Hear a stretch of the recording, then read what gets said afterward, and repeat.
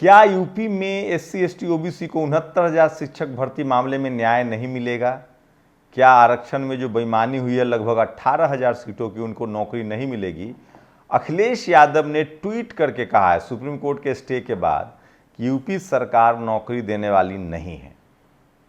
क्या मुसलमान इस देश में नया अछूत हो गए हैं? सोचिए, इस देश में लगभग 1000 साल से, पूरे मुगलिया दौर हो या अंग्रेजों का दौर हो, जाति के नाम पर जिनको शूद्र और अछूत कहा गया, जिनको जमीन से दूर, पढ़ाई लिखाई से दूर, बिजनेस से दूर, जो मेहनत कश लोग थे, जो खेती का काम करते थे, जो लोहे का चमड़े का काम करते थे, जो बुनाई का काम करते थे, सिंचाई का काम करते थे, उनको पढ़ने लिखने से दूर कर दिया गया। ना वो डॉक्टर बन पाए, ना इंजीनियर बन पाए, जातिवाद हुआ। इसको उनको अछूत बना दिया गया। वो मोहल्ले में जमीन नहीं ले सकते थे, घर नहीं ले सकते थे। आज भी ये अछूतपन लागू है, लेकिन इसमें एक नए लोग जुड़ गए हैं। धर्म के नाम पर भी अब अछूतापन शुरू हो गया है। यूपी के मुजफ्फरनगर से एक मामला आया है। एक ब्राह्मण समाज का युवा सरेआम कह रहा है कि यहाँ ब्राह्मण रहता है, मुस्लिम को घर खरीदने की हैसियत नहीं है। वो नया अछूत है।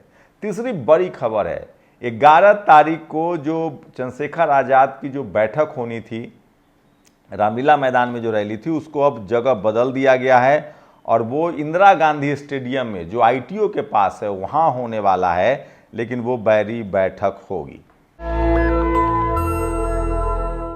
नमस्कार, मैं शंभू कुमार सिंह और आप देख रहे हैं नेशनल दस्तक। एक एक खबर बहुत ज़रूरी है, आप ज़रूर देखिए।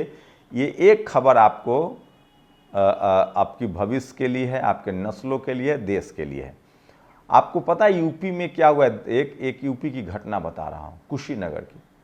एक पटेल समाज के पिता को अपना बच्चा बेचना पड़ा क्योंकि उनको अस्पताल का बिल चुकाना था। सोचिए, एक पिता को अपना बच्चा बेचना पड़ा क्योंकि अस्पताल का बिल चुकाना था। दिल्ली में भी इसी तरह के मामले आए हैं। एक शख्स को बंधक बना लिया गया है क्योंकि अस्पताल का मसला है। तो वो तमाम बड़ी खबरें जो सोशल मीडिया पर वायरल है, एक एक करके सुनिए और आपको लगेगा कि ये सारी खबरें आपसे छुपाई जाती हैं। अखिलेश यादव ने कहा है भाजपा सरकार नौकरी देने वाली सरकार नहीं है। 69,000 शिक्षक भर्ती मामले में यूपी की सरकार दोहरा खेल न खेले। इस दोहरी सियासत से दोनों पक्ष के अभ्यर्थी को ठगने और सामाजिक, मानसिक, आर्थिक एवं मानसिक रूप से ठेस पहुंचाने का काम कर रही है।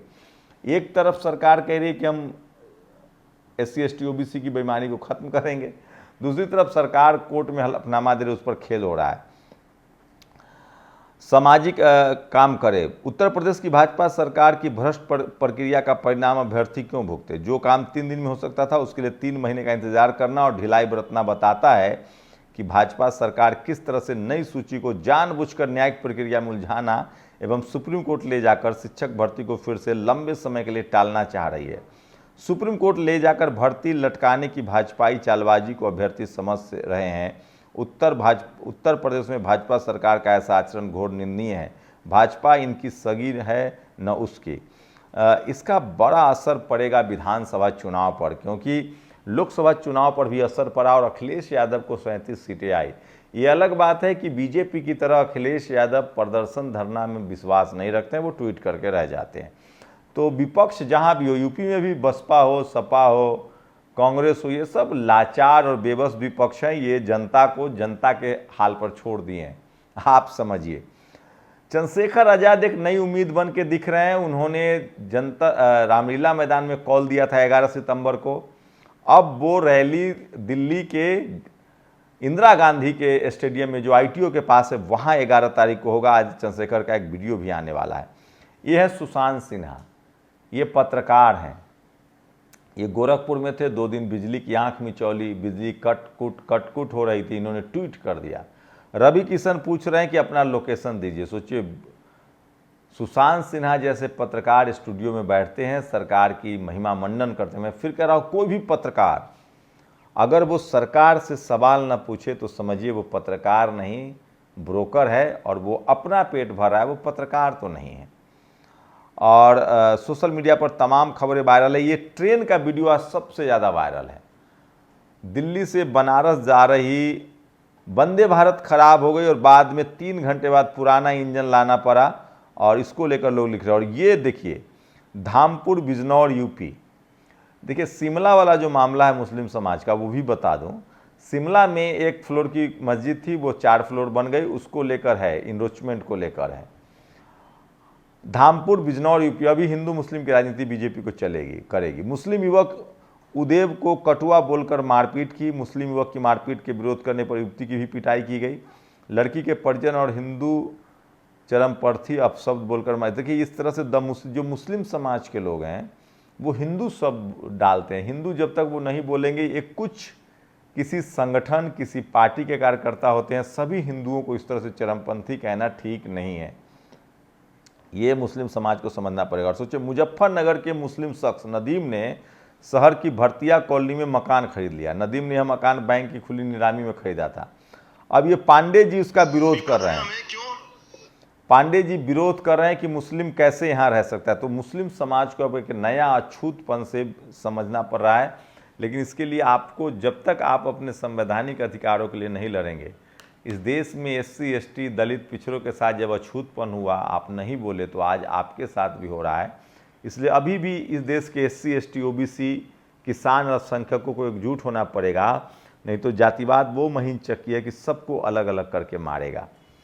और प्रोफेसर चंद्रशेखर यादव ने ट्वीट किया, अनुसूचित जाति के खिलाफ अपराध में यूपी टॉप पर, उत्तर प्रदेश में 36,467, उत्तर प्रदेश, बिहार 20,973, राजस्थान 18,418, मध्य प्रदेश 16,952। इसमें 3 राज्य बीजेपी शासित, चारों राज्य बीजेपी शासित राज्य है जहां क्राइम है।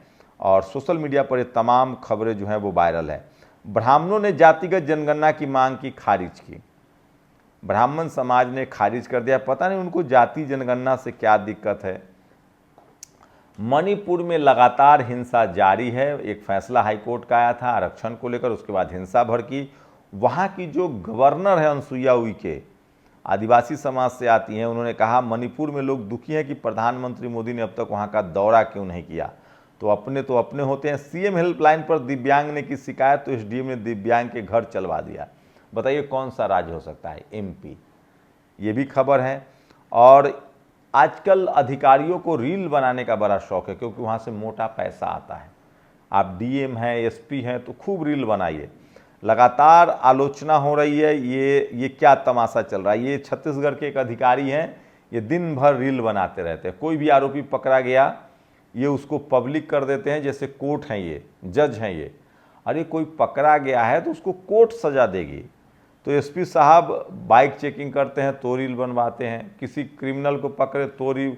अरे आरोपी है वो, हो सकता है वो कोर्ट से बरी हो जाए, हजारों लोग बरी होते हैं।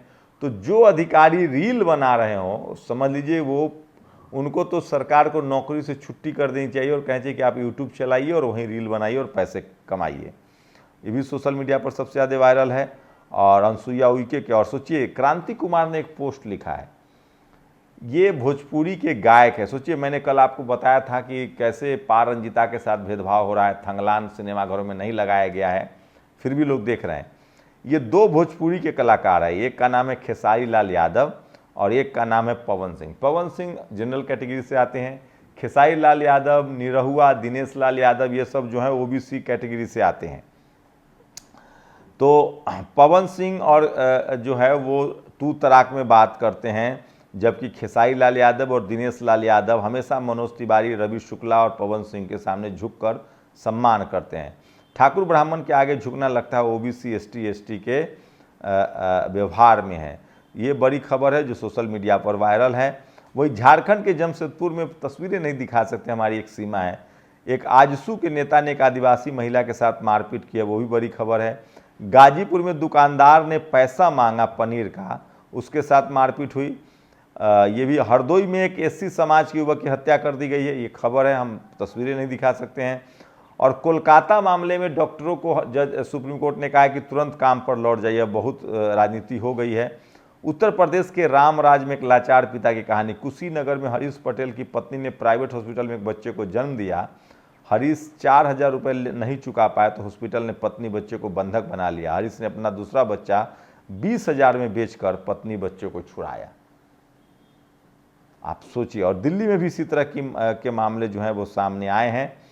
तो ये सब जो खबरें हैं मैं चाहता हूं कि आपको बताऊं। दिल्ली वाराणसी वंदे भारत खराब हो गया है। आकाश आनंद ने ट्वीट किया है, देश में 2 अजब गजब दल हैं जो ठग विद्या की राजनीति कर रहे हैं। तो ये यूपी के सुल्तानपुर जिले में एनकाउंटर की घटना के बाद से बीजेपी एवं सपा में कानून व्यवस्था को लेकर आरोप प्रत्यारोप लगाए जा रहे हैं तथा अपराध एवं अपराधी की जाति के नाम पर जबरदस्ती राजनीति की जा रही है। ये मायावती जी का ट्वीट है। और ये हैं आशीष पटेल हैं। ये 69,000 शिक्षक भर्ती मामले में इन्होंने वादा किया था कि हम आपको नौकरी दिलवाएंगे। अगर आशीष पटेल ये नहीं कर पाते तो उनकी राजनीति बहुत कमज़ोर होगी। ये सोशल मीडिया पर वायरल खबर है। और ज़मीन कब्जा का मामला पीड़ित, ये देखिए ये एक और मामला आया है जहां यादव परिवार का ज़मीन कब्जा कर लिया गया। मंगेश यादव वाली खबर आप पूरा जान ही रहे हैं। तो ये तमाम वो खबरें हैं जो सोशल मीडिया पर वायरल है। ये वो खबरें हैं जो आपको जानना चाहिए। मैं फिर कह रहा हूँ, इस देश का टीवी अखबार SC ST OBC किसान अल्पसंख्यक विरोधी है और वो खबरें आपको दिखाता है जिसका आपसे कोई लेना देना नहीं है और जातीय हेजुमनी बरकरार रहे। तो ये सबसे बड़ी खबर है जो सोशल मीडिया पर वायरल है। और 69,000 शिक्षक भर्ती पर अखिलेश यादव का बयान आ गया है और कहा है कि बीजेपी दोहरी चाल चल रही है, न वो बहुजनों के साथ है न वो सवर्णों के साथ है। तो ये तमाम बड़ी खबरें थी जो सोशल मीडिया पर वायरल है। अपनी प्रतिक्रिया जरूर दीजिए। शुक्रिया। नेशनल दस्तक की आपसे गुजारिश है कि अगर इसको बचाना चाहते हैं तो नेशनल दस्तक को सब्सक्राइब करने के लिए रेड कलर के सब्सक्राइब बटन को दबाएं, फिर बेल आइकन की घंटी दबाएं। नेशनल दस्तक को बचाने के लिए बहुत जरूरी है कि हर खबर को शेयर करें, लाइक करें, कमेंट जरूर करें।